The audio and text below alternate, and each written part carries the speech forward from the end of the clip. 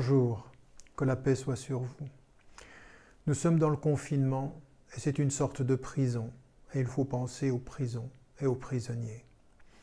Dans les jours qui sont difficiles, dans ce que nous pouvons expérimenter, la difficulté de la relation sociale, l'impossibilité de rencontrer des gens, il faut que nous réfléchissions et que pendant quelques secondes nous prenions le temps de penser à celles et à ceux qui aujourd'hui sont emprisonnés et qui sont emprisonnés dans des conditions qui sont forcément difficiles, forcément porteuses de souffrance.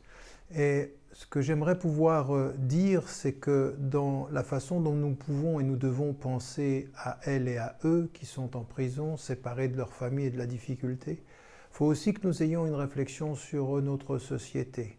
Parce que nous parlons de nos droits, parce que nous parlons du respect qui nous est dû, et parfois, ceux qui sont en prison, on a l'impression qu'ils ont moins de droits, qu'ils doivent être moins protégés. C'est vrai pour eux qui sont en prison et dans une situation où la réalité carcérale, pratiquement dans tous les pays du monde, et en Occident en particulier, bien entendu, eh bien, il y a une surpopulation. Et puis, il y a aussi les surveillants, ceux qui sont en contact et qui viennent les rencontrer, comme il y a aussi le personnel soignant qui sont dans les prisons. Et c'est comme si on en parlait moins, c'est comme si les mesures de protection étaient moins nécessaires. A-t-on affaire à des êtres humains qui sont nos semblables, même en prison, malgré les fautes qu'ils aient pu faire?